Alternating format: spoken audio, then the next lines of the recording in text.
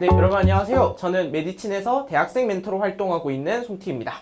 오늘은 슬기로운 수험생활 시리즈라고 해서 누구나 처음인 고3 어떤 일이 일어나고 무엇을 준비해야 할지에 대해서 말씀드리고자 합니다. 누구에게나 고3은 처음입니다. 여러분들 수험생활의 시작에 오신 것을 환영합니다. 그런데 막상 고3이 되고 나니까 무엇을 해야 할지 잘 모르시겠죠? 그래서 제가 앞으로 여러분들이 무엇을 해야 될지에 대해서 오늘 말씀드리고자 합니다.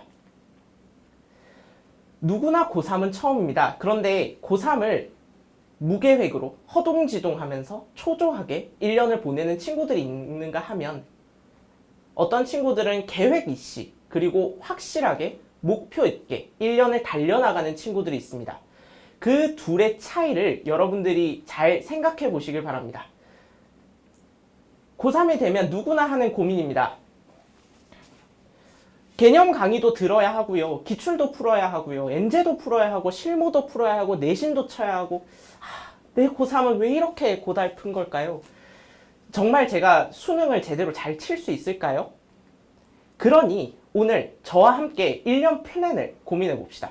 여러분들이 고3이 되고 나서 어떤 일이 일어날지에 대해서 저와 함께 차근차근 살펴보기로 하자고요.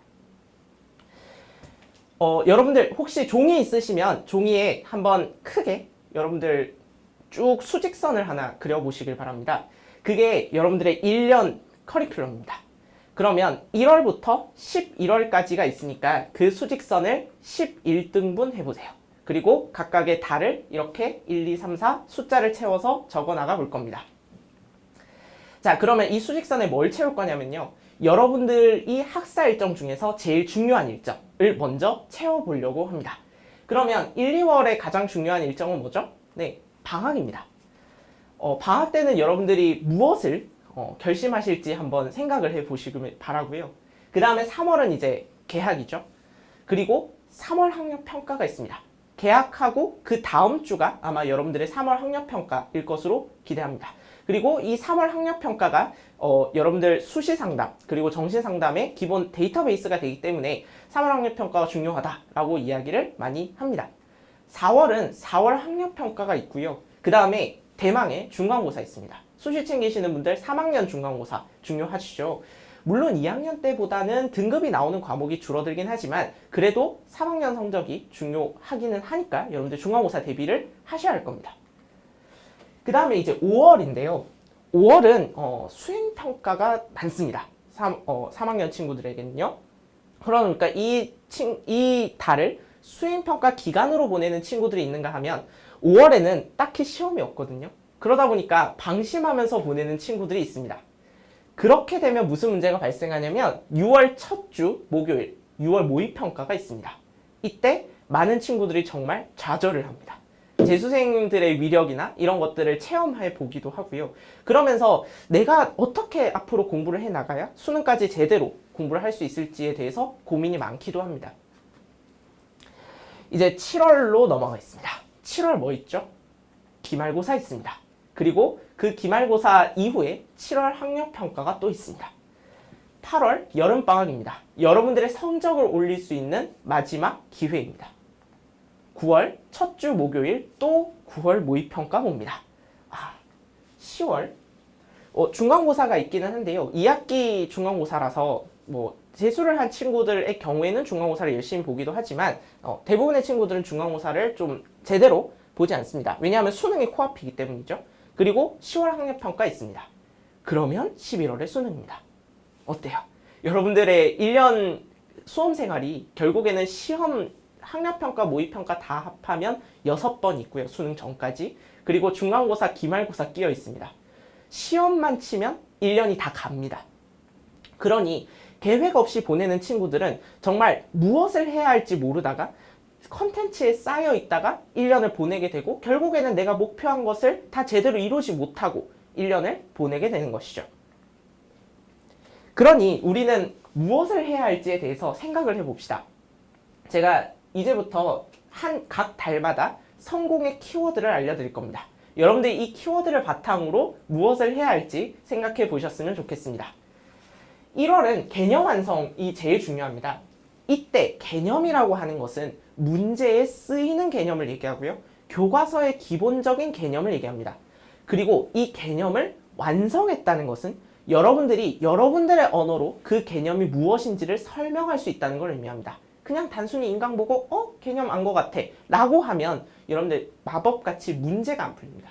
그래서 내가 그 개념을 완벽하게 익혔는지 알기 위해서, 확인하기 위해서 기출을 푸는 것입니다.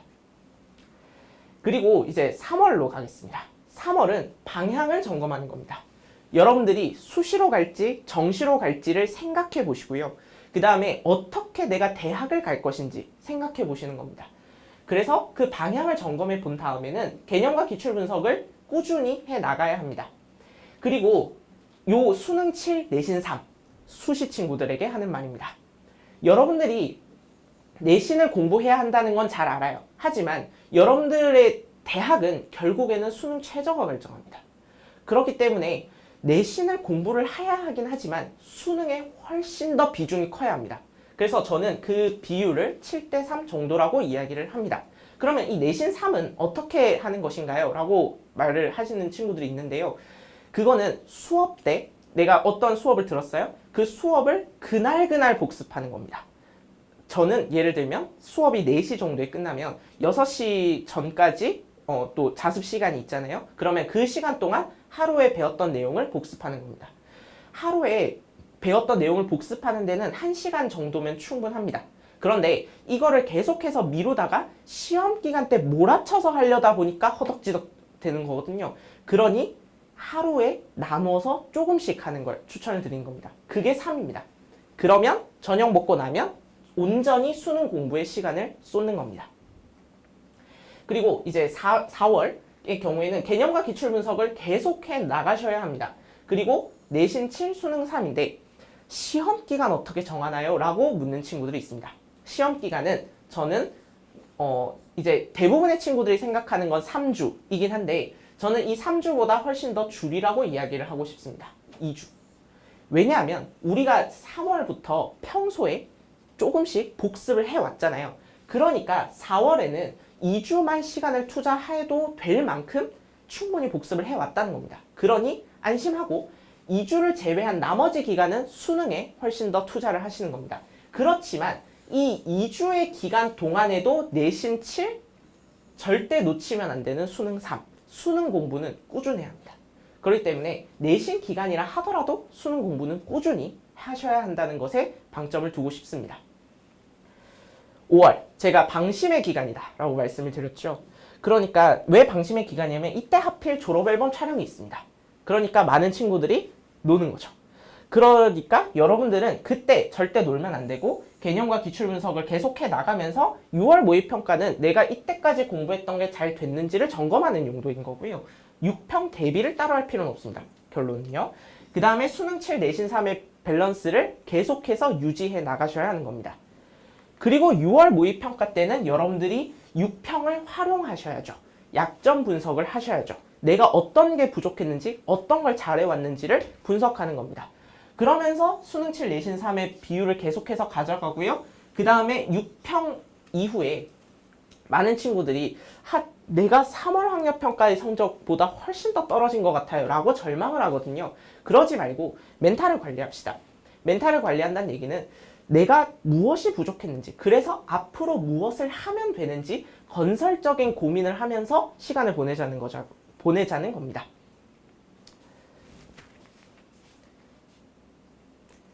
7월로 가겠습니다. 7월은 이제 또 기말고사가 있으니까요. 2주의 내신 대비 기간을 잡고 내신 7, 수능 3. 절대 여러분들 수능 3의 밸런스를 놓치지 마시길 바랍니다. 그리고 이때부터는 엔제풀이를 시작하는 것이 일반적입니다. 그런데 여러분들이 이때 생각해 봤으면 좋을 것은 엔제를 푸는 목적입니다. 남들이 다 푸니까 엔제 풀어야지. 이거는 정말 최악의 방법입니다. 내가 엔제를 통해서 무엇을 얻어가고자 하는 것인지, 낯선 문항에 대처하는 방법을 어떻게 다양하게 할 것인지를 생각하기 위해서 엔제를 푼다. 와 같이 엔제를 푸는 목적이 명확했으면 좋겠습니다. 8월로 갑니다. 막판 역전입니다. 여러분들이 성적을, 실력을 올릴 수 있는 마지막 기간이 8월입니다. 왜냐하면 9평 이후부터는 실무 풀고 하다 보니까 실력을 올리는 공부라기보다는 내가 아는 것을 맞추는 공부를 하게 되는 거거든요. 그러니까 이제 여러분들이 완벽하게 내가 어떤 개념의 빈 곳이 있어. 그러면 그 부분은 8월에 메꾸셔야 합니다. 그 다음에 이때부터는 시험 운용 전략을 좀 세우셔야죠. 내가 국어를 어디에서부터 풀 것인지, 수학을 무엇부터 풀 것인지에 대한 그런 운용 전략이 있어야 되고요. 그 운용 전략을 9월 모의평가 때 점검해 보는 겁니다. 그러면 이제 내가 시험을 이렇게 풀겠다라고 하는 전략이 세워지겠죠. 그리고 나면 약점 분석을 하고요. 그 다음에 시험 전략을 점검한다는 얘기가 제가 방금 말씀드린 얘기입니다. 그 다음에 역시나 9월 모의평가 보고 나서 또 좌절하지 말고요. 내가 무엇을 못했는지, 앞으로 무엇을 더 해야 할 것인지에 대한 고민을 해보셨으면 좋겠습니다. 10월로 갑니다. 10월은 이제부터 실전 모의고사를 조금씩 풀어야죠. 네, 실전 모의고사를 풀면서 내가 아는 것을 완벽하게 맞출 수 있는지를 점검하는 겁니다. 내가 모르는 것을 더 맞추겠다? 그 공부는 8월에 거의 끝나 있어야 합니다. 10월은 그것보다는 내가 아는 것을 완벽히 맞추는데 좀 더 집중을 해보셨으면 좋겠고요. 그리고 이제 막판 정리가 필요하겠죠. 그러면 이제 실전 모의고사를 몇 번 더 풀면 대수능 됩니다. 그런데 수능을 위해서 뭘 더 해야 될 막 불안감이 듭니다. 고3 친구들의 경우에는요. 10월 학력평가가 있는데 10월 학력평가를 망했어요. 그러면 불안감이 확 증폭되면서 이것도 해야 되지 않을까 저것도 해야 되지 않을까 그런 불안감이 드는데요. 그런 불안감이 들 때 생각하셔야 될 거는 하던 거나 열심히 해야 된다는 겁니다. 그렇지 않으면 여러분들이 아는 것도 무너집니다. 그렇게 해서 1, 2등급 친구들이 3, 4등급으로 많이 떨어지는 거거든요. 그 불안감을 해결하지 못해서 하던 거 일단 열심히 해서 수능까지 가면 여러분들의 실력껏 맞춰 오실 수 있을 것이라고 생각합니다. 네, 지금까지 해서 여러분들 1년 어떻게 보내야 될 것인지에 대해서 말씀드렸는데 어때요? 방향이 이제 좀 보이시나요? 네, 이거는 제 좌우명인데요. Do your best, then you'll be the best. 최선을 다하세요. 그러면 최고가 되어 있을 겁니다. 꿈을 향해 달려나가는 여러분의 도전을 응원하겠습니다.